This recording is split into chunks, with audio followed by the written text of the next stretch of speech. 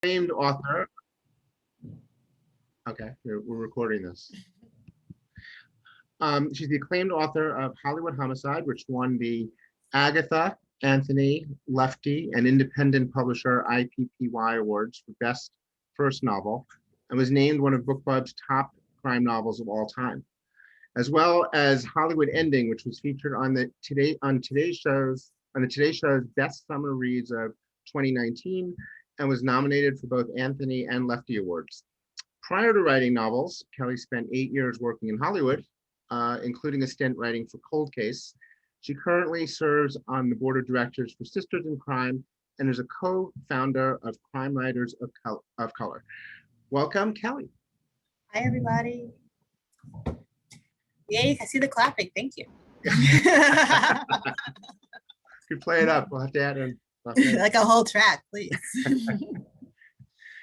So the master's program here is mainly fiction writers. We have some poets as well. So we're going to talk a little bit about Kellye's background, how she got into writing, and of course about the craft of writing and about what she's working on now and her whole process. We're very interested in. Because it's my opinion that while everyone has their own technique for writing, it's always valuable to hear about what other authors are doing, not necessarily to copy what another author is doing, but sort of cherry pick, what you find useful and using it to, for your own techniques. I remember when I started writing, I was a big Hemingway fan, so I read somewhere that Hemingway wrote everything standing up. So I tried that. Didn't work. I realized it. Really? No way? It didn't work. But I did realize, but he did, have a great habit of writing every day in the morning that I emulated and I stuck with. So there's always something you could find. Yeah, I always say just figure out what works for you. So. Yeah, exactly. Figure out what works for you. So tell us a little about your background. How did you start writing? Were you always a big reader when you were growing up, or? Yeah, I was I'm one of those annoying people who knew since I was 5 that I wanted to be a writer. And my mother was she still is a very big reader of books. And so she would read to us when we were little, and I just knew when I was 5, and they encouraged me, both my parents encouraged me. And so I would always start stories, and even back then I couldn't finish them. And then when I was about 10 or 11, one of the cool things about my mom is that she basically let me read whatever was on the shelf. And so I discovered cozies like Joan Hess and Jane Jeffrey. Then I discovered PI novels like Kinsey Millhone, Walter Mosley, Valerie Wilson Wesley. So when you were a teenager, or when you were Yeah, when I was a teenager. Okay. So, yeah, I wasn't reading. I was 8 or 5 reading Guadalupe Rollins. Exactly. That's cool. So then, did you take any writing classes at any point, or? I'm so old. So I have taken writing classes. I want to say I was when I was in high school, I was involved in the yearbook and the newspaper. I don't know if there was a writing class, but I majored in journalism, magazine journalism when I was in undergrad. Then I have my master's degree in screenwriting from USC, which is University of Southern California. So I've always known I wanted to write. I've been lucky where I have a day job still, but everything I've done with money has always been writing. I was a journalist and a TV writer. Now I'm a communications person for an entertainment company. So I've always made my money writing just different things. I've actually done everything except for poetry. So.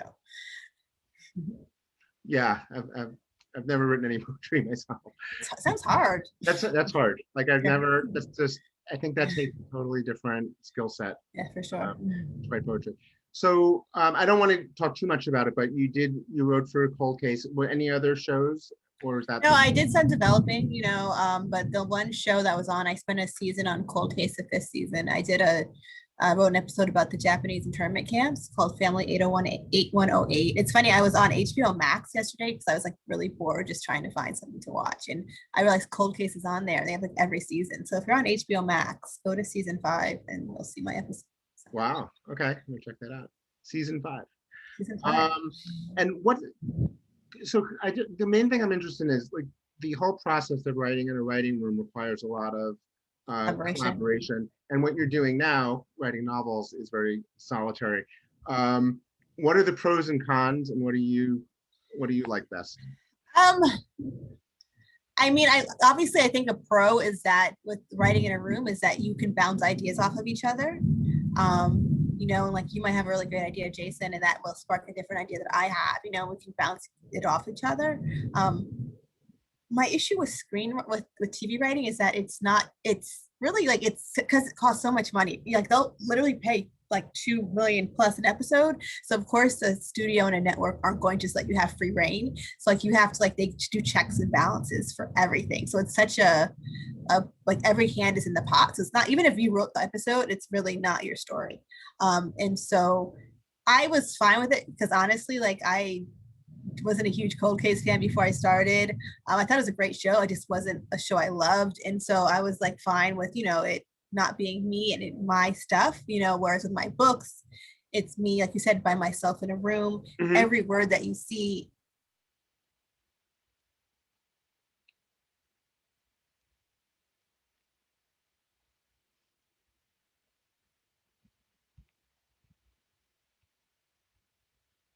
Sorry, you're Yourself. just And then, you know, but luckily I have friends, I have a writer's group, so I can always be like, hey, I need to bounce an idea off. So I don't know if my internet's working. now. When did you start writing? By the way, if anyone needs a great summer read, I highly recommend this. Like I zipped through it. Now this was your first novel. And when did you start writing this? When you were doing screenwriting still, or like I when? think you and I were talking about this before. So the journey of Hollywood Homicide is at this point it's I think I had the idea 10 years ago. Right, And right, so it's a at the long time time ago. Yeah. I was off cold case. I was doing some developing, but I wasn't really happy. I couldn't really find another TV job. So I was kind of very like a low point. And so even though I knew I always wanted to write books, I was afraid.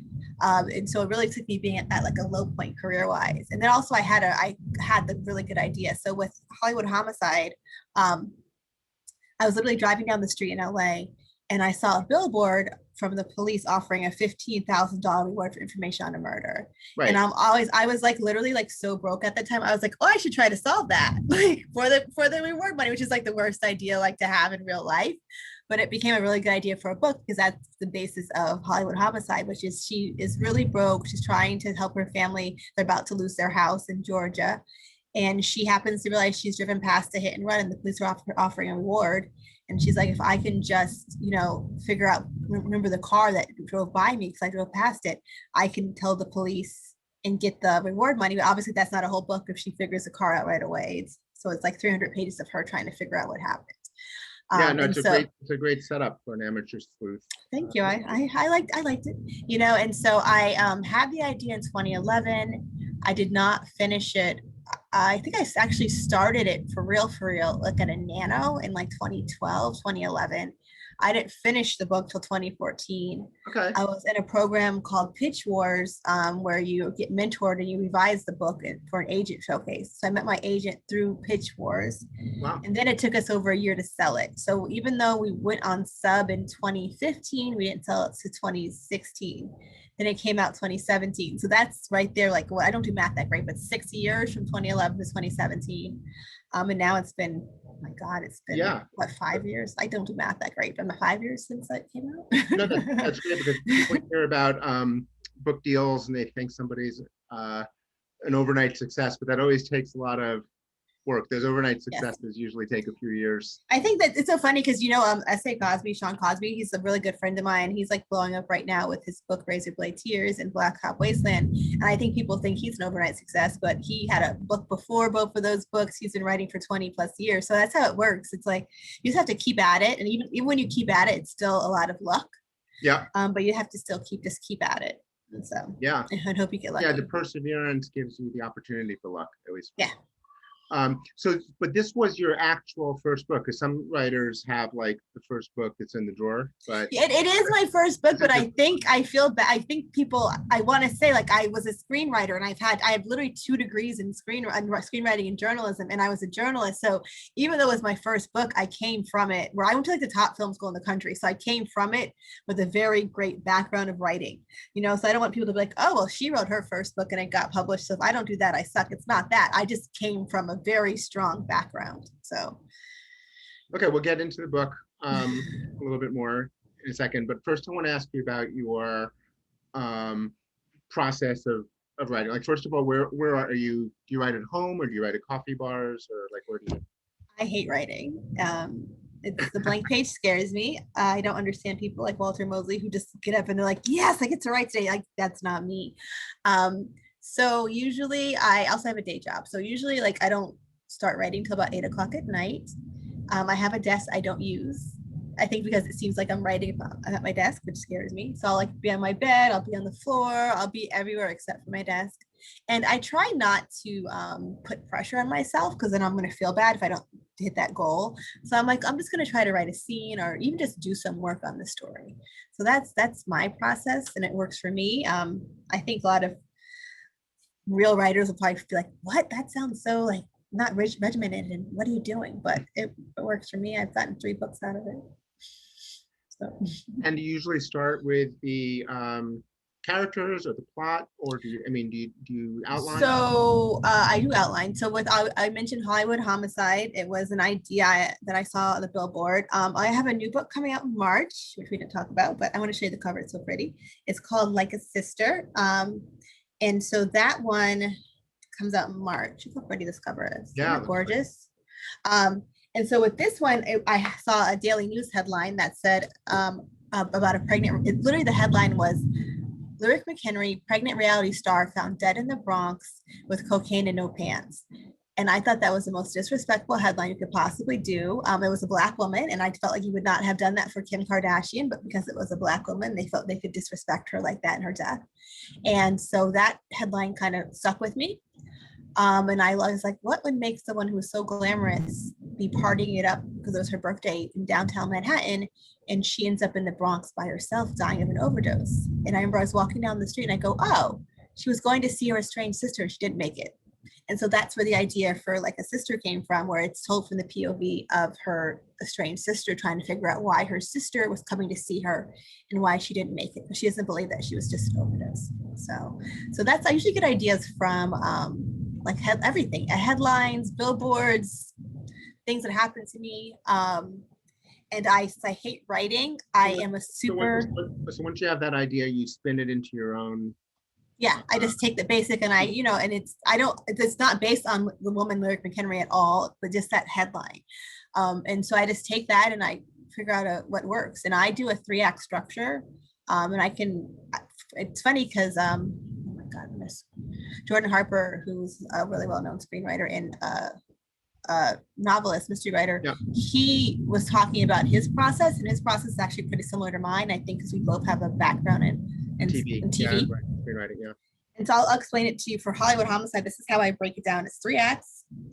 And every act has an investigative focus, or it has a question that is asked that's answered at the end of that act, which leads to another question. So for instance, with Hollywood Homicide, I'm not going to do too many spoilers. The idea is she's like, if I can just remember the car that hit this woman, I can get the reward money. And so at the end of Act 1, she finds the car, and the twist is that the car was stolen. So now for the focus of Act 2 is who stole the car. Okay. And so she spends 100 pages trying to figure out who stole the car, figures it out, and that leads to a whole nother twist and a whole nother investigative focus for the 3rd act. So that's what I did for my series. My suspense was more of a bit of a mess, so it wasn't that set up, but I tried to have an investigative focus or answer a question per act. Yeah, no, I think some writers, I'm a big proponent of outlining myself, but some writers like Reed Coleman, for example, who's a mystery writer, also pretty successful, says that he can't know like what happens next. Like it has to be a surprise. Yeah. The whole thing. Now, to me, that would just seem like there's no safety net. I do have like some unwritten, like half written books, especially like early on when I started writing that I didn't finish because I didn't know Right. where it was going. So I started to like really outline heavily, maybe at this point a little even too heavily. Like I spent a lot of time. There's Um, no such thing. but it feels like it gives me, I don't know if it's the same for you, like a safety net, like a feeling Yeah. of confidence in knowing where the book's going to go. But do you feel like you could still surprise yourself every day when you're writing? Because if you have an outline, like you know where it's going to go, is it still Yeah. So exciting? for the day series, both of those books, when I got to the third act, I had a 25-page outline for Hollywood Ending, and I threw out the third act when I got to it. So I'm not like wedded to the outline. I'm not like, well, I put all that work in, so I have to do it. Once I actually am writing, I kind of discover things and I explore things, and I have to go back and fix things. I have this idea. So even though with all three of my books, the big plot points have all never changed. How I get there can change as I'm writing it from what I thought I was going to do when I was outlining. So, in that way, I guess I'm a planter in that I have the outline, but I'm still discovering the story as I'm writing it, um, even if that veers from the outline. Right. And in your so in your new novel, did you have to, when you were before your agent saw Mulholland, right? Is Mulholland. it Mulholland? Yeah. Yeah. Before you I think I sold it, lost did you you. have to Oh. describe the plot to your agent or your editor? Um, that seems to me also like an advantage of somebody who outlines because you're able to tell somebody what the plot is.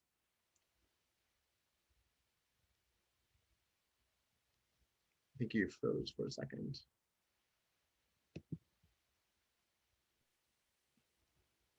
Are you back? Yeah, sorry. Like I said, it's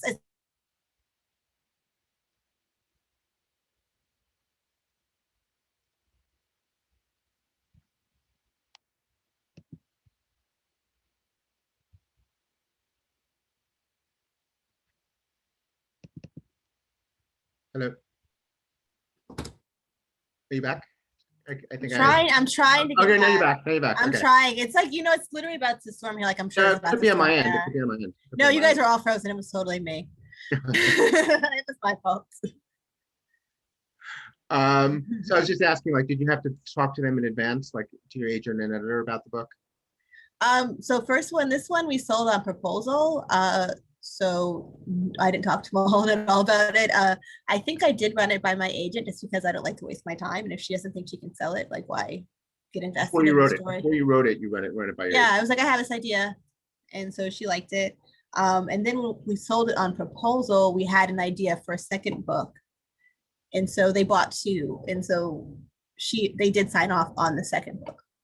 See, that's for everyone listening. That's a really good idea. Like whenever you're pitching something, um, I mean, in this case, it was a book proposal, but um, if you're pitching, whether it's an idea for a comic series or a book or really a screenplay, whatever it is, to have like to get somebody excited about it, if possible, before you actually um, write it. I mean, that always helps because then they feel like I feel like then the editor and agent feel like they're a little emotionally involved in it already. Yeah, also, I hate to say it, it's a business. And it's good business sense is to have them sign off on it because I've had people who've written whole books and they're like, no, we don't want this, I And know. so I just mean, business wise, just you have to you get your boss's approval on things. Like my boss is my editor, that's so true. I need to get her sign off. Or my agent's my agent's my coworker, but so Yeah. I mean, look, sometimes writers get into the mindset like I'm an artiste yeah, and I'm just going to write what I want to write. yeah, If it sells, like, I think to some extent that's a good, uh, a good mindset to have. But like you make a really good point. Like this is a business, and if your goal is to really sell books, right, it is a good idea to make sure it's marketable. right, For you. And I think what we mean by marketable is like not necessarily writing to a trend. right. Like trying to catch a trend, like fantasy books are selling, so I'm just going to write because by the time you finish it, that trend might be done. But just to make sure your idea itself is marketable, I agree. is what I'd say. Um, so now so you start off. So At what point, if you're starting off with the plot, at what point do you feel like the characters take over? Because these books, I mean, the first in your series of books, is your new one a standalone, or is it going to be a series? it's a standalone, yeah. It's a standalone. Okay. Yeah.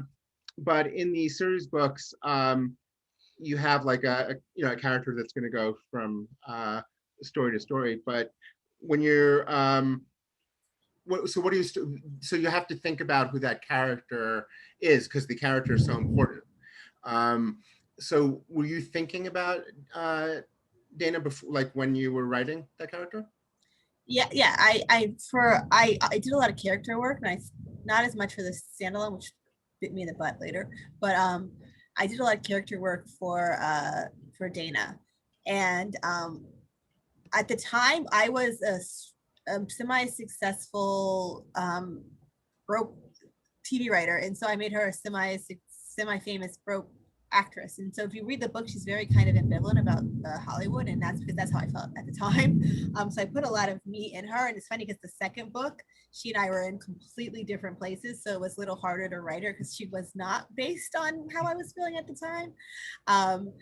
But I tried to put I do a lot of character work, kind of know who she is at least. I do Myers-Briggs test for them to figure out what kind of like personality types they Oh have. wow, so you like really that. do. Okay. Yeah. Okay. That's really testing the marketing of the character also, because like you just really want to know who they are, like to be able in advance of, so you would know stuff like that even before you start writing, like what their personality. I mean, I would. I did not. So I think for the standalone, like this is why I have to credit my editor. I had a lot of things in my head, but I'm not really always that great with putting things on the page character wise. I'm great with putting plot on the page. And so like I had this whole backstory with why she and her sister are estranged. She has some daddy issues. That was all figured out, but it wasn't always in my head. I wasn't always on the page. And so my editor was really big on me making sure I put it on the page. Because I'm from a screenwriting background where it's so plot heavy because you have to move the story forward. You only have 42 minutes before, if you count commercial breaks. And so it's like plot, twist, plot. And so that was hard for me. And it's still a struggle for me with writing novels is being like, oh, I don't want it to be too much, backstory and too much of an info dump. And so I don't do enough of it. But you're really good. I don't know about that, but you're really good with the the end of chapters. I noticed, like that's right, and that comes from TV writing. If you watch, well, I don't know how old you guys are, but back in the day, you had to watch, commercials, and so what they do is they call it an act out, where they have to end each act before the commercial on a really high point to make people stick around and watch like 5 minutes of Colgate commercials when they are going to buy Colgate anyway. So you end the act on a really high note so people will stay around. And so I do that with my I call them chapter outs, where I try to end every chapter on a high note, even if it's middle of a scene, just so they'll be like, oh, I want to stay up and read, like that's the ultimate, like when you love a book so much, you want to stay up and read one more chapter. That's what I hope people get from reading my books. So well, and it's also the same mindset, I guess, of binge watching, where you just have to get to the habits. I guess that's the new commercial. Yeah, the binge watch is the new commercial. Yeah, because you have to get to that.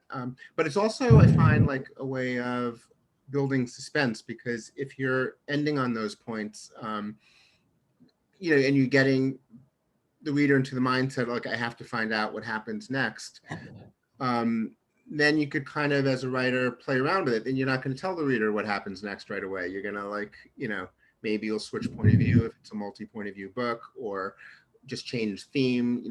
Maybe that's a good spot to go, like, to do some backstory, because you set up that, the reader waiting for something. Sue Grafton, who's obviously like I consider probably the greatest mystery writers of all time. She has the Kinsey Millhone book. She passed away, unfortunately, 2 years ago, which is like A is for alibi, B is for burglar, C is for corpse.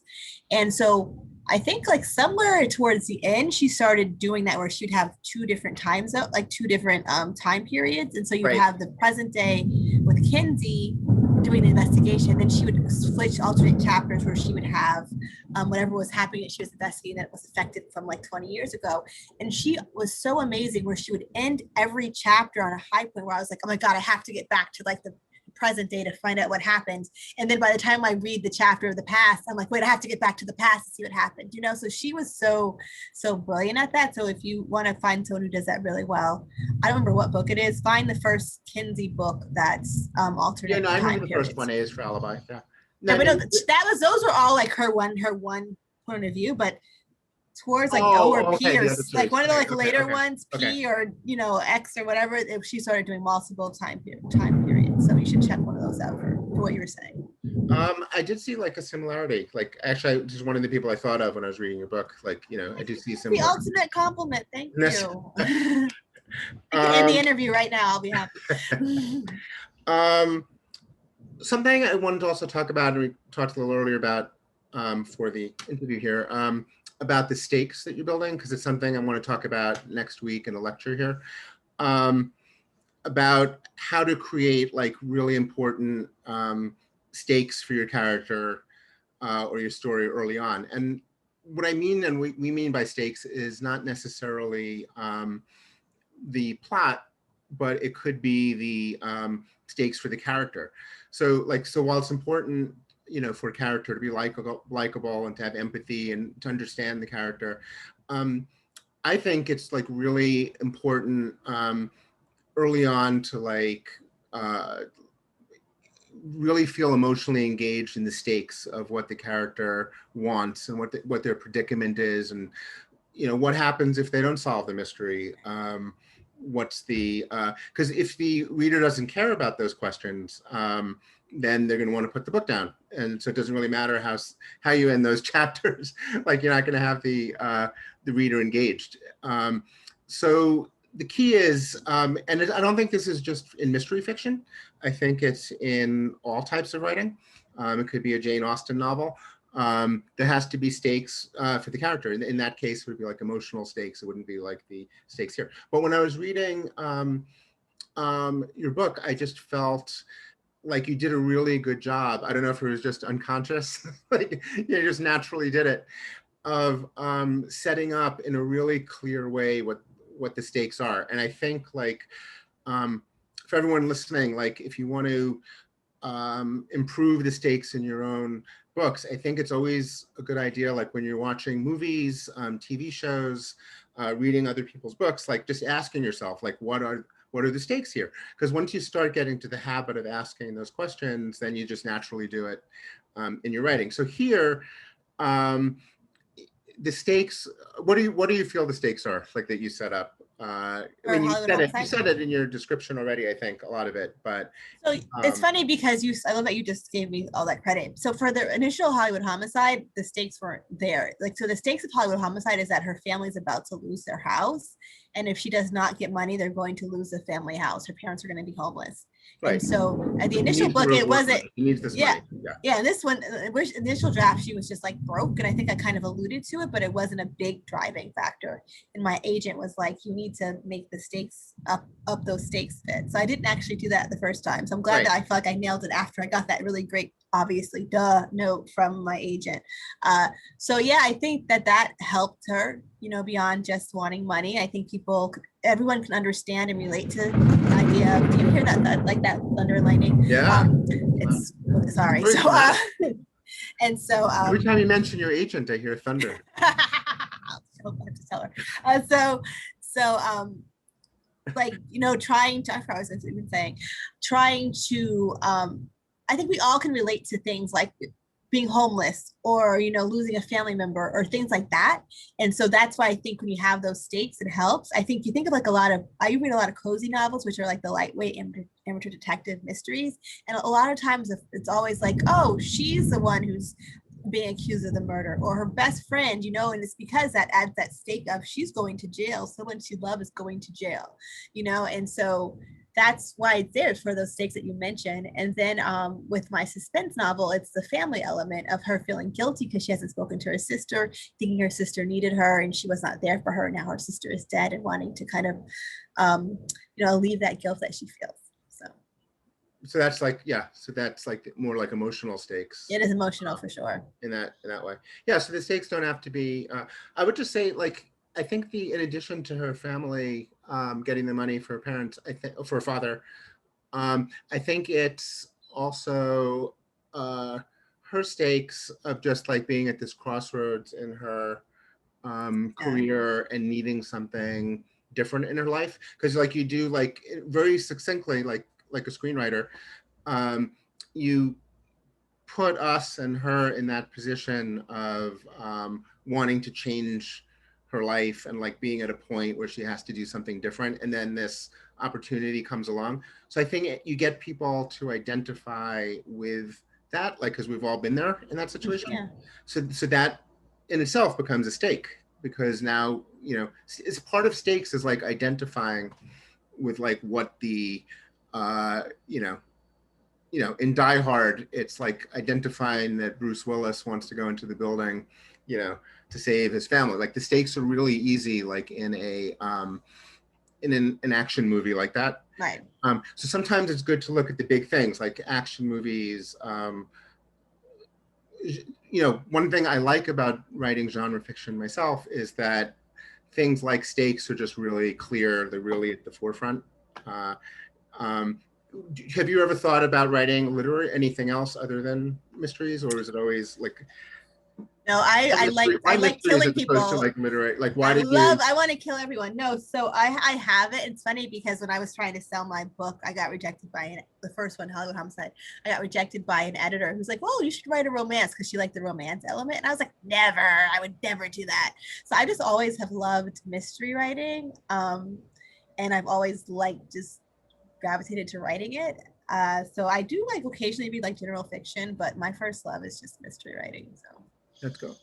I have some more questions here, but I thought maybe we could open it up. If anybody in our audience, in our virtual audience, some people have their cameras off still. I see Alita has her hand up. Wait, also, okay. Alita has a question. Okay. Your house looks amazing, by the way. It's like thank you so much. Is that real or is it a virtual background? It's real. Okay. It's my real apartment. Nice. Thanks for coming, Kellye and Jason. This is great.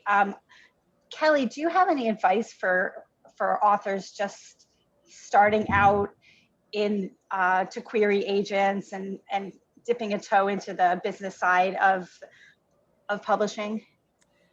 I would say to do your research. I think a lot of times people don't bother to do research, and then they kind of ruin themselves because they act unprofessional.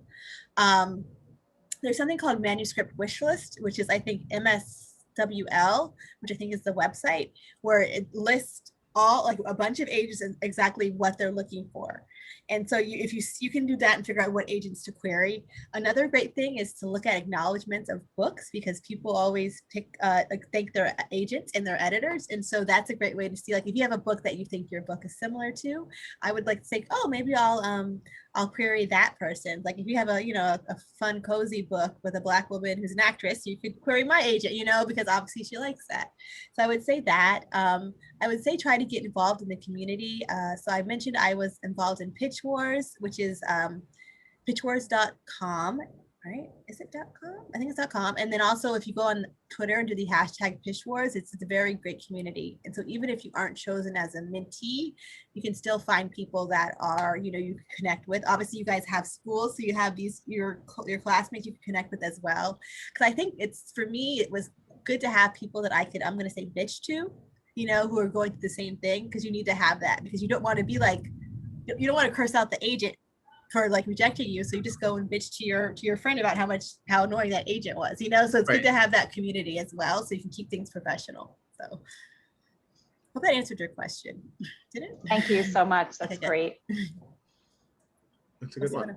Someone else has a question in the comments. There's a question. Is there a question in the comment? Oh, in your murder, wait, I can't see it. It disappeared.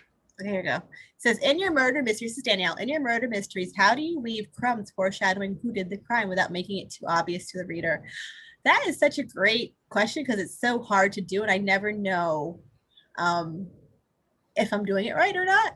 I think, to me, I try not to make a big deal out of things. Like I might just very casually mention something in a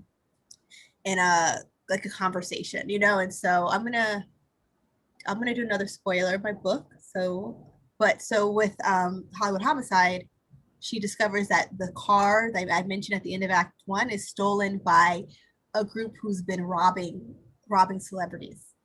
And so what I have is I have a character in the book who's the best friend of the main character, who's just like super knows everything about Hollywood. And so she's like in an earlier scene, she very casually is mentioning like, oh, the bling, what I call them, like the rack pack, they hit someone else. So it's just a very casual conversation that doesn't like, I don't draw attention to it. I'm not like, hey, it's just a very casual conversation to kind of plant that crumb of the reader does know about that there is a robbery ring going on. So when you get to the end of the act and you're like, oh, the Rack Pack stole the car, you're not like, who's the Rack Pack? Where'd they come from? You're like, oh, I know who they are because it was mentioned, very casually in chapter 3. So I try to do things just very casually. I don't try to put like a big spotlight on things. But of course, sometimes you could be too casual, people forget, so it's good to try to mention it maybe like once or even more than once or twice, but not like right away. But again, just very casual. I know I'm making it sound easier than it is because I know it's hard. So I think that was a really good question. So partly, do you have to go back sometimes in your revision? And if you get a note from your editor or agent that you gave too much away, like I knew who did it, do you go back and then like sort of make it a little bit more vague, those sections? I try to, or make it sometimes a little bit less vague. It's funny because I've let my family read my books early and they're really good with giving me what their thoughts are. And so like with this new book, my aunt like was reading it and she's like, so and so did it, and they always tell you that. And I don't want to be like, yes, you're right, or you're wrong. I'm like, oh, really? And then I'm always like, what page are you on that you think this? Because I want to know, like, okay, so what, based on someone who does not know the whole story, what are they thinking from what I've shared on page 80? And it's funny, my aunt, she actually had, like, she was a little bit ahead of where I wanted her to be with thinking of a certain person. It ended up not being the killer that it was, so it worked out. But the fact that she suspected him very early, I was kind of like, ooh, that's a little early. But I was ultimately okay because he was not the killer. So Myself, I've written very few. Most of my books are crime novels or thrillers, and you pretty much know who did it. But there are is it a why did it, like Columbo? Usually like why or like just how, but there are a couple of books I wrote where it is like more like a traditional mystery where it has. And there's always somebody in the reviews later, in the Amazon reviews, who's like, I knew who did it. Like, right. So you're not gonna get everybody. There's always going to be one or two people. A percentage yes, of people. Of course, especially for me, like I read so many mysteries that I'm always it's really hard for me not to figure it out just because I read so many.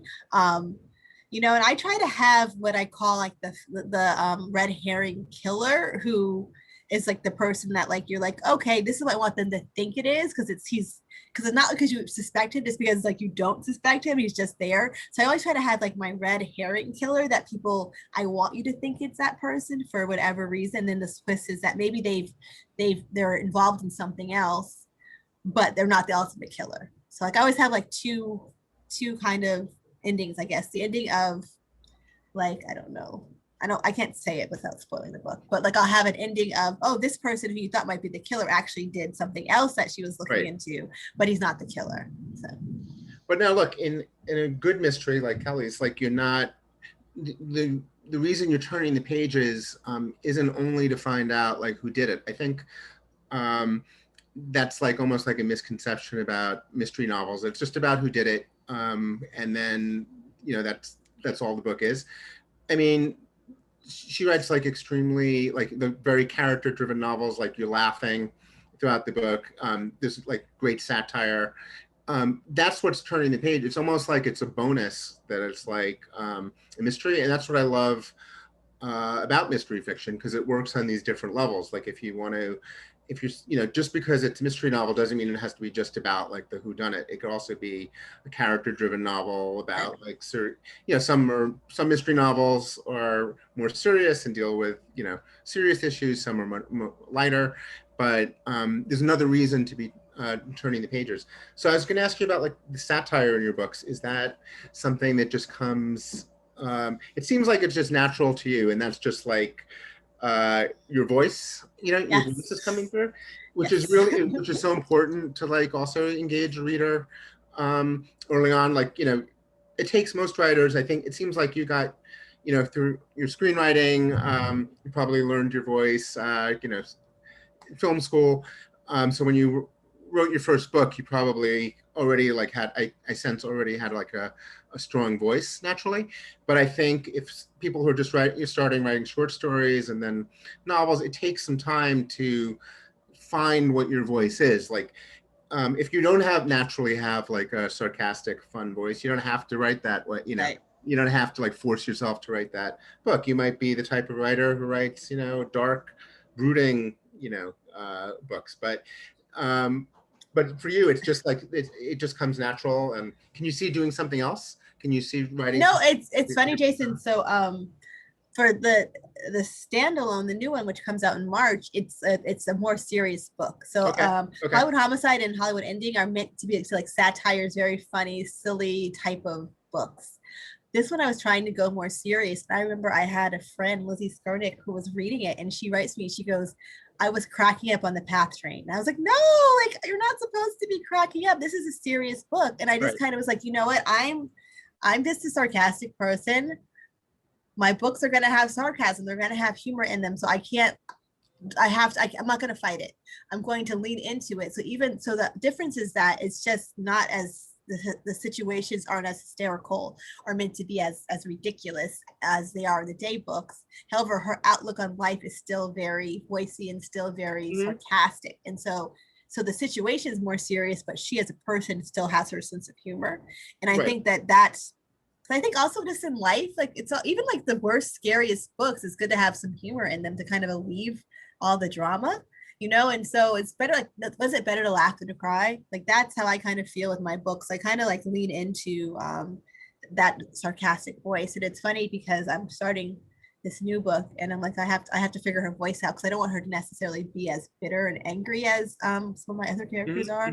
But I do need to have some of that like sarcasm and a unique outlook on life. So that's cool. Do we have any other questions from the audience? There has to be another one. Anything, questions about more about like the process of working with agents, editors? You could type one out if you don't want to. Yeah, I'm actually more curious about how you work through story structure. So, I mean, I love what you're saying before about setting it up so that in your three-part structure or your 3-act structure that you have sort of a question or a mystery in a sense which guides each one. So I just wonder if you might talk about that a little bit and how you kind of like the Russian Doll's way of creating a plot, right? Of like plot of a plot within a plot. At the same time, you're layering your red herrings and then if you have time, how you manage to also have hit a beat at the end of each chapter within that part structure. I mean, there's obviously that's the craft is that you're always trying to do a lot of things at the same time. So I'm interested in just hearing a little bit about your process for that. So I know with TV writing, there's certain number of scenes you can have. Like usually each show will have their own set beats of how they do things and how many main plot beats, how many B plot beats, how many runner, which is the C story beats. And I think when you watch a show enough and you look for it, you'll notice that. And so I like to break things down by what I call beats, which I make scenes. And so there's a woman named Hallie Efron who's from like the Efron family, which is like this really well-known, like Nora Ephron, like really well-known writing family in Hollywood, but she also writes books. And so she has a book called Writing and Selling Your Mystery Novel. And so she breaks down like how many scenes should be in each chapter, each act rather. And so that helped me out because I was like, okay, well, if I know how many scenes are supposed to be in it, then I can figure out like what happens in every scene. And that's kind of like what you do when you're in a room for screenwriting or TV writing, a TV show, is you're figuring out what happens in each scene to get to that end of that act. So I'm like, okay, I have 27 scenes to get to that big reveal that the car was stolen. And figuring out like what I have to do. And then also between in that chapter or those acts, you can break down it by the different plots. So like to me, the main plot is the mystery, but then the B plot is she has a little romance going on. And then the C plot is like a really funny story with her friend trying to be famous. So then I can kind of break down, like, obviously the main plot is going to have, this is all from TV writing. The main plot is going to have the most beats. So maybe like it might have 15 beats out of 27. And then the relationship story is going to have, I don't know, again, I don't do math that well, 6 beats. And then the runner, which might have 1 or 2 beats. And sometimes you can have a scene that has beats for both of them. It can accomplish both the romance and the main story. So like in Detective by Day, the first book, she has a best friend who's a guy who makes a pass at her, and she gets freaked out about it and she rejects him and they stop talking. But he has key information about the car. So she now has to contact the guy she's going to talk to because she needs to for the case. But of course, it also is a relationship beat. So whenever you can kind of have a scene accomplish 2 things, it always helps out too. So. Wow, like this is what I meant about like how every writer has a different process, because I don't think I've ever heard like like a novelist like break it down like to that extent. It's a TV, right? That's all. If you go to TV, that's what you'll hear. So I come from a TV background, so I just no, but it is a way to like make sure, you know, not only from the marketability standpoint, but just to make sure your plot and story work on all those levels. Yeah. To me, it's almost like what she's describing is like another form of outlining, like taking it to another level, like on steroids, like outlining, because it's just like not only do you know like each plot point, but you really have it broken down to like how many emotional beats there are going to be, and then you're kind of like pre-testing it that like no one's going to say like there wasn't like an emotional arc for the character, because you're already like set that up like really well. Because from my point of view, like I only usually think about plot when I'm you know, making sure there's a beginning, middle, and end, what the big set pieces are. Maybe for me it's a little bit more like comics writing, where I'm thinking about like what the big set pieces. Also, like I have a background writing plays, so I think about what the big conflicts are with the characters and what's going to, you know, what do they want, what do they fear, like sort of questions like that are going through my head. Yeah, isn't it cool how you can take other genres and bring that to novel writing? So like comic writing, I know nothing about, so the idea of set pieces is really cool. You know, it sounds like Marvel movies. Big confrontation. Yeah. Like, and again, it doesn't have to be like superheroes doing it, but it could just be like, what's the big confrontation? I guess that would be almost like what the middle of the screenplay is, right? Like when isn't it like the midpoint? The midpoint, like when. Yeah. I can break down. I used to be able to break down every movie from screenwriting class. 8 sequences. Yeah, but see this mindset of breaking down movies from like if you have a screenwriting background and then you get into the habit of breaking down stories. Yeah. This is how you learn, and not even learn, because we're all like, you know, some people are just starting out, some people are much more advanced in their careers already, but this is how you refine what you're doing by watching watching movies and then asking yourself these questions like Kellye does. I always say when I started the First Day book, I read a bunch of cozies and I broke them down, and I always say, like, take your favorite book that you've read 1,000 times, read it again, but read it as a writer and say, look at every scene and say, oh, what did I learn from that scene? What did I accomplish? How did it move the story forward? You know, and you can see things you like and things you don't like. But I always tell people to read books as a writer where you're breaking down how they've done things. And then you can see organically, you know, hopefully it kind of goes in your head organically of what to do because you're reading things and you're thinking about that from a book perspective. So. That's true. Can we get one more? Can we get one more question from I don't know if anyone's here with their camera off wants to type something. If not, I'll just, if there are any other questions, I'll go back. I think Regina? Oh, Regina has another one? Yeah, sorry, my camera acts, I'm sorry, the Wi-Fi acts up sometimes when I put the camera on. It's okay. Since the weather also out here is getting bad, I'm not chancing it. In any event, I wanted to ask, what authors do you enjoy reading? I want current or all time? What do you want? All time.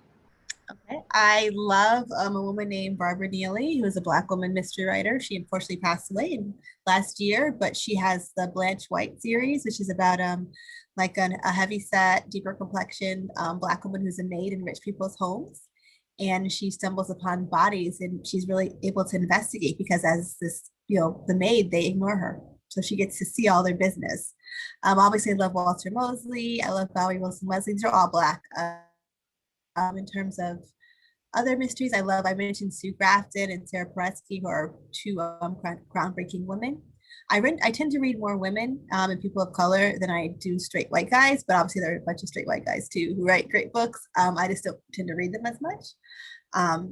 And so I love series. I tend to love series. Currently, like Rachel Halsell Hall, who's a Black woman mystery writer, has just an amazing bibliography of series, and now she's doing standalones. S.A. Cosby, who I mentioned earlier, with Razor Blade Tears, which is now a New York Times bestseller. That's amazing. There's just so many great books, especially if you want to read diverse. This is a really great golden age of crime fiction, where we have queer people and we have people of color all finally getting published. So. Yes, I wanted to talk a bit about this. So you're you're on the board of directors for Sisters in Crime, and you're one of the co-founders of Crime Writers of Color. Can you tell us about that and like what your mission is and what's been going on? Sure. So for Sisters in Crime, that's been around since the 80s, and Sarah Paretsky is one of the founders of that group. And it was because they realized that women weren't getting the same treatment and respect in mystery writing as their male counterparts were. And so now the organization has like 4,000 members, and it's not just writers, it's readers, it's librarians, it's agents. Anyone can join Sisters of Crime if you love mystery writing. And so that's great. And so when I sold my book in 2016, there was no group for crime writers of color. And I thought that was kind of strange. Like, why isn't there a group already? And so me and a woman named Gigi Pondian were like, we should start a group. And so we were trying to figure it out, and someone contacted me and they said, Walter Mosley wants to start a group too. And I was like, okay, but how will I ever reach like Walter Mosley? We don't hang out in the same circles. He's like the greatest like writer of all time. Like I'm never going to see him. And then sure enough, 2 weeks later, I got invited to do a panel with him. And I said, if I get to meet Walter Mosley, I am going to tell him I want to start a group. And so when I met him, that was the first thing I said to him. And I will give him credit. I gave him my phone number and he called me. We had this really great conversation. Walter's just a really fun, quirky person who's just a really great guy. We had a fun conversation. So three of us started Crime Writers of Color in July or June of 2018. And so now we have over 300 members who are at all stages of their career, from people like Walter and Gigi to people who are starting their first books. Like you guys, if you're a person of color and you want to write mysteries, you should join us. It's just a great group. So very supportive, fun group of people. So. And is there some contact information? Yeah, if you go to crimewritersofcolor.com, we have a contact page, but also I'll put my email address in the chat and you can just email me directly. That's great. That's my email address. That's great. Any more questions from the audience? I was going to ask you one question. Is the new book something you see as a movie or TV or for TV? I mean, it's not. I don't think it'd be a series. I guess it'd be more of a movie. If someone wants to pay me money for it, I'll totally let them do that. Are you interested at this point in your career of being the screenwriter, or do you? That's such a. I don't know. Like I left it 10 years ago, and I was fine with leaving it. It's and I know it's changed a lot since then. It's a bit more accessible for people. I don't want to live in LA again. I know that. But I kind of feel like if someone wants to give me a ton of money to write the screenplay, I'm not going to tell them no. So I'll take it. Yeah, I mean, there are two schools of thought. Like some writers, and some Hollywood producers don't want the writer involved at all. Jessica Knoll, who did The Luckiest Girl Alive, which was like a huge book, she transitioned to screenwriting, and so she wrote the screenplay, and she read an article, and she's like, always try to write your own screenplay because that's more money for you. I was like, oh, okay.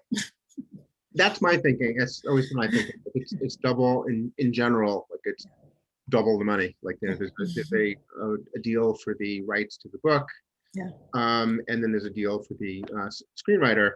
I've been involved in some cases where the screenwriter makes, especially if it's a TV show that doesn't get ultimately made and many episodes are written.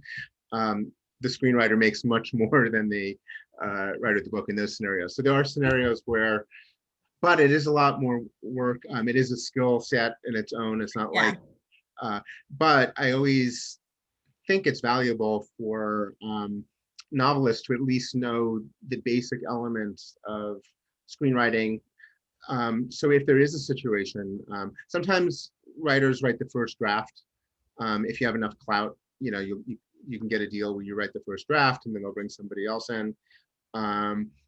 Stephen King usually, for example, often gets involved writing screenplays. He doesn't even need the money at this point, but it's probably about the integrity, right? And it's the control. Yeah, I mean, some writers, if you feel like, especially I found like if a writer, maybe this happens more often in literary fiction, has like one or two like big books and they're the important books of their career.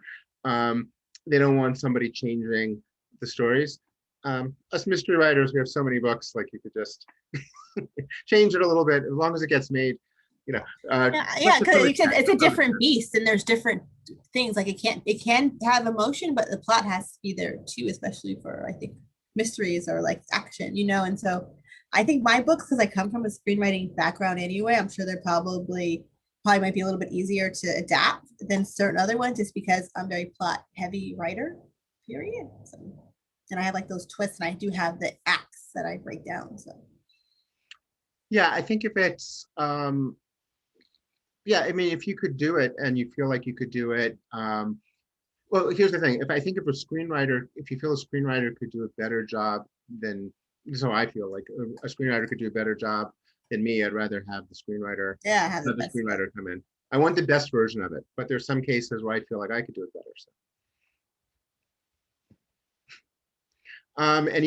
do we have any other questions from the audience? Like any particularly about like maybe her new book?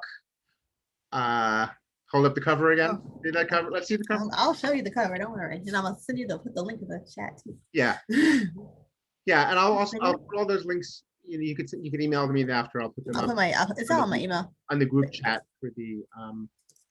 Add it on Goodreads so I can have more ads, please. Thank you. That's great. Yeah, so check out her website. What's next for you? Like, what's your? Do you already have an idea for what's coming next? Yeah, I'll tell you the idea. This is. Do you feel like? Do you see yourself writing? Is this what you want to do? Like, write more mystery novels? Yeah, I would love to do this. I would love to do it full time. Okay, so you don't want to like. You think you're done with TV at this point? Unless if someone's like, I'm going to give you $1 million, then I'm going to take the $1 million, Jason, and I'm going to run with it and put it in the bank. But I don't have that desire. I think it's, because I didn't have the best experience last time. So, but the new idea, I was at a friend's house doing a writer's retreat, and it was in Baltimore, and she had a 4-story row house, and I was there by myself, and she wasn't even in town. And I remember I was in the house, and I was like, I'm on like the 3rd floor, and like I could find a dead body in the foyer, and I would never have heard how it got there or what happened, and all her neighbors would be like, who is this Black girl, why did she kill this person? And so that's where the idea comes from for the new book I'm working on. Is this woman goes to an Airbnb and comes downstairs one day and there's a dead body. And so that's I have like maybe only 1,000 words written, and they're not even great words, but that's where the idea came from. You just have to ask what if you come up with a it could be from some people, it's something they read, something it's like an idea, something that happens, something funny happens with a friend or some. Ideas come from anywhere. It's just amazing. Yeah, and then it's just about that other step of asking. Yeah, the hard part is writing it. Yeah, and getting into the habit of asking. I can't emphasize this more. It's like getting into the habit of asking what if. It's getting into the habit of watching movies and breaking down what the plot structure is. It's just having that mindset. I've said all the time, like if if you're a doctor, if you question a doctor about surgery, they know it really well because that's what they think about all day long. Writers are just thinking about plots and stories all day long. So it sounds like someone who isn't a writer, like I don't know if anybody, whenever you've been at parties and if friends who aren't writers ask you where you get your ideas, it seems like this really abstract thing, like these ideas, like, if you're not thinking about ideas all day, if that's not what you're doing in your daily job, then it seems very abstract. Like, where does this, an idea come from? But if you have the mindset of thinking as a question, Regina, who did the cover of, I'm assuming you mean like a sister. So it was just my publisher, and I'll sneak and show you guys the original cover before I gave notes on it. So this is the original one, and you can see that it's a thicker font and that the glass is not broken. And so we asked them, we said, could we try a different font, and can we have something kind of broken in it so it can kind of make it a little bit more ominous? And so someone's texting me. So as you can see, I feel like the change in that font and just that broken glass, it was already a gorgeous cover, but just those two small things, I think really makes it pop. And then the cool thing is that this font that you see here is also the font that's like kind of part of the design of the actual pages. So how much input did you get into the cover? Like, I gave them a 9-page single-spaced document with several examples, which they ignored, and did that. So really? I love it. I love the cover. Yeah, I did. I gave them. I wanted a selfie. I wanted them to have. I was like, oh, it's very about Instagram and about influencers, and I was like, I wanted to be like this beautiful Black woman doing a selfie with like a broken glass or something, which I still think is a good idea. And they were like, no, thank you for that. We're gonna do what we want, and I'm glad because they're the professionals, and the basic idea of where I said, I want a book that kind of, not saying my book's super sexy, but my book's a fun book. My friend described it as this domestic suspense for the Instagram generation, because a lot of domestic suspense is white women in the suburbs and their husbands are, their husband's missing or their child is missing. And that's not my book. And so I wanted to say, I want someone who likes domestic suspense to see my cover and realize, okay, this is domestic suspense, but it's not, I don't want to come into it thinking it's going to be some woman in the suburbs, so I think that This cover really is kind of just gives that mood of, this is just this really kind of, Gina's coming up, really kind of just a sexy, book without having a woman on it. So that's what I think. I don't know what you guys think when you see it, but yeah, to me, it's just very evocative, and the colors in the, I don't know if it's blood or wine, right? Is that blood or is it wine? I will say this: there's no necklace in the book. So mystery. I put a necklace in one scene just so there'll be a necklace, but there's no necklace in the book when I first wrote it. So. I heard somewhere that red and white are the most popular colors for bestsellers. That's a couple. Thanks, Jason. Better be a bestseller now. I don't know why that is, but so there's more. Is there more people in the chat? Yeah. So, thank you. So Regina asked, I think, who do you like all time? But I'm actually, in terms of right now, who do you think is writing, if you still read them, like interesting cozies that have a really good twist, that are really doing something a little different and really kind of innovating in a genre that can, be very, can be thought to be pretty. Cozies in particular? Yeah. So a woman who I know, my mentee, she's a mentee from Pitch Wars, Mia Manansala, has a cozy. It's about a Filipina American woman in Chicago. And the cool thing about it is it has the tropes of a cozy, which is like this woman comes back to her hometown. There's this hook of food. She like works at her family's restaurant, but it feels very millennial. And I think a lot of times with cozies, they don't necessarily, even though the person might be in their 20s, they don't really feel like millennials. It feels very millennial. El Casamano has this really great, I don't even know if she would consider it a cozy, but it's about, it's called Finley Donovan is Doing It or something like that. And it's a really good amateur detective novel about a woman who's a writer, mystery writer, who stumbles upon a dead body. And so that's a good one. I'm trying to think of who else who's doing like just really fun stuff, you know. So there's definitely some really fun ones out there. So, and then there's also ones that are classics that are really good too. Like Sherry Harris has some great series, and her books are a bit more traditional, cozy. So, yeah, Dad. I mean, Allison Galen, who actually came in here for a talk a couple of years ago to St. Francis. She's a misread some of her early books. I would say a little bit more on the cozy side, but actually, she might not agree with that, but they were just slightly a little bit more. Now her stuff is very much darker, I would say, and edgier. But yeah, some of her early books. Thanks, appreciate it. anything else before? Is there another? Is there one more question? I'll just say as a comment, I enjoyed the fact that you say you hate writing. That's something we don't hear authors open up honestly to say. So, you know. Hey, I just hate when authors are just like, no, if you don't write every day, you're not a writer. And it's just so easy. And I'm like, shut up. Like, shut up. Like that, let's be honest. I hate writing. I don't write every day, but I do write. So right. You have to write, but you have to find what works for you. Your truth speaks to the struggle of it. You know, so thank you. One of the more entertaining lines I heard was from a writer who will go unnamed, who said, you know, growing up, I always wanted to be a writer until I finally got through my first book and I realized that I didn't always want to be a writer. I wanted to have written a book. Yeah, that person's a genius. That's like if you email me, you'll see, but like I have in my signature, like I hate writing, I love having written, which is a Dorothy Parker quote. Like, nice. So like, yeah, there are people, if you're being honest, there are people out there who admit it's hard work. Yeah, it's hard work. We're all nuts. Yeah, well, we appreciate you. Thank you for coming. Yes, thanks for coming on. It's great having you here. Yeah, and I put my email in there, so you guys ever have any questions, definitely hit me up. So. Thank you. Yeah, and I'll put it in the chat. Thank you so much. Of course. You guys stay safe and like dry.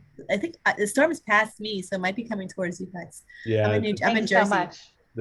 It'd been threatening here, and it's just the sky opened up. Yeah, so I'm in Jersey, so I'm sure it's probably heading to New York. Yeah. It's headed our way then. I see your clouds here, so bad overcast, wind is building. It's gonna be bad. So it was kind of scary. So internet is held up, thank God. Good. Sorry, mine kind of cut out for a second, but that was just that one time. Okay, we made it through. Yeah. All right. Thanks, all right. Bye, Thank guys. you so much. Thanks Good so luck. much. Thank All you. the best. Bye, guys. That was great. Right.